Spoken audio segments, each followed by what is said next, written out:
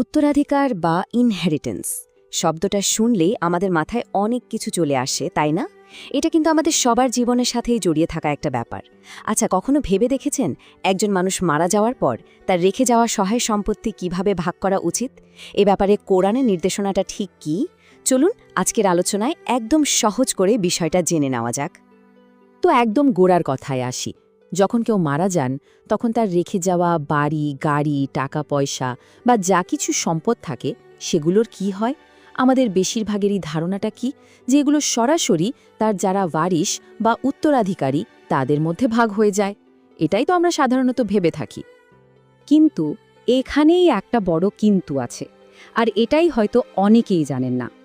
কোরআনের শিক্ষা অনুযায়ী কারো মৃত্যুর পর তার সম্পদটা সাথে সাথে ওয়ারিশদের মধ্যে ভাগ করে দেওয়া এটাই কিন্তু প্রথম কাজ না, একদমই না।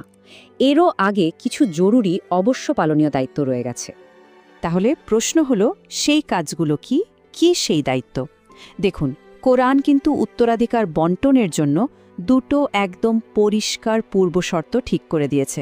চলুন এবার সেই শর্ত দুটোই জেনে নেওয়া যাক। আর এই দুটো ধাপ কিন্তু সুনসম্মত, মানে একটার পর একটা পালন করাটা বাধ্যতামূলক। প্রথমটা হলো মৃত ব্যক্তির যত দেনা বা ঋণ আছে সেগুলো সব শোধ করে দেওয়া। আর দ্বিতীয়টা হলো তিনি যদি কোনো ওসিয়াত মানে উইল করে গিয়ে থাকেন সেটা পূরণ করা। এই দুটো কাজ যখন শেষ হবে কেবল তারপরই আসবে সম্পদ ভাগাভাগির প্রশ্ন। আচ্ছা, দেনা বলতে ঠিক কী বোঝাচ্ছে? এর মানে হলো ওই ব্যক্তির ওপর থাকা যে কোনো ধরনের আর্থিক দায়। ধরুন কোনো ব্যক্তিগত ধার, ব্যাংকের লোন বা অন্য যে কোনো আর্থিক প্রতিশ্রুতি। তার রেখে যাওয়া সম্পত্তি থেকে সবার আগে মানে ফার্স্ট প্রায়োরিটি দিয়ে এই দেনা শোধ করতে হবে। কারণটা কি? কারণ পাওনাদারের প্রতি সুবিচার নিশ্চিত করাটা এখানে একটা প্রধান দায়িত্ব।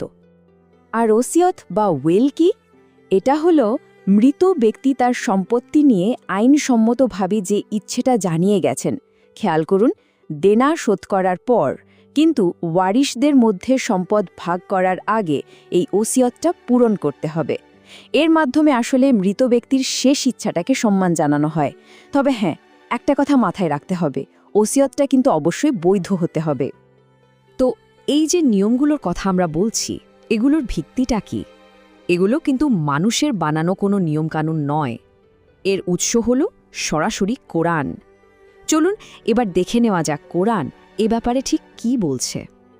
আমাদের এই পুরো আলোচনার ভিত্তিই হলো পবিত্র কোরআন।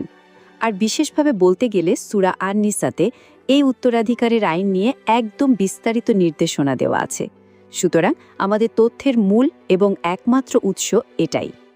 সূরা আন-নিসাতে আল্লাহ একদম পরিষ্কার করে বলে দিয়েছেন, উত্তরাধিকারের ভাগ বন্টনটা হবে কেবল তখনই যখন মৃত ব্যক্তির করে যাওয়া ওসিয়ত আর তার রেখে যাওয়া সব ঋণ শোধ করা হয়ে যাবে। কোরআনে কিন্তু এই নিয়মটার উপর বারবার জোর দেওয়া হয়েছে। এখন মনে একটা প্রশ্ন আসতেই পারে যে এই নিয়মটা কি শুধু বিশেষ কোনো ক্ষেত্রে বা বিশেষ কারোর জন্য? উত্তরটা হলো একদমই না।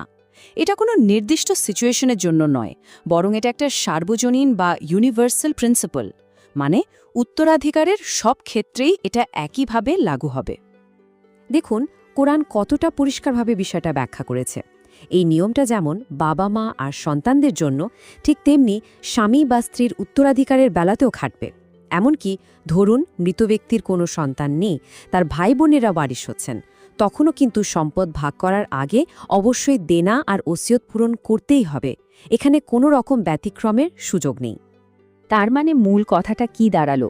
উত্তরাধিকারের যে নির্দিষ্ট ভাগগুলো আছে, যেমন ধরুন অর্ধেক, 4 ভাগের 1 ভাগ বা 8 ভাগের 1 ভাগ, এইসব হিসাব নিকাশ কিন্তু করা হবে দেনা শোধ আর ওসিয়ত পূরণ করার পর যেটুকু সম্পদ বাকি থাকবে সেটার ওপর, তার আগে একদমই নয়। চলুন তাহলে এতক্ষণের পুরো আলোচনাটা একবারে গুছিয়ে নেওয়া যাক, আর এর থেকে আসল শিক্ষাটা কি সেটা পরিষ্কার করে বুঝে নিই। তো মূলনীতিটা তাহলে কি? প্রক্রিয়াটা কিন্তু খুবই সহজ আর সোজাসাপটা। ফার্স্ট, দেনা শোধ আর ওসিয়াত পূরণ। সেকেন্ড, তারপর যা বাকি থাকবে সেটার ভাগ বন্টন। ব্যাস, এই অর্ডারটা বা এই ক্রমটাই হচ্ছে আসল কথা। শেষ করার আগে একটা প্রশ্ন রেখে যাই সবার জন্য। আচ্ছা, কেন সম্পদ ভাগ করার আগে দেনা আর ওসিয়তকে এতটা গুরুত্ব দেওয়া হলো? এর পেছনের গভীর হিকমতটা কি হতে পারে? এটা কি পাওনাদারদের প্রতি সুবিচার নিশ্চিত করা, নাকি মৃত ব্যক্তির প্রতি একটা দায়িত্ববোধ, অথবা দুটোই? এটা কিন্তু আসলেই ভেবে দেখার মতো একটা বিষয়।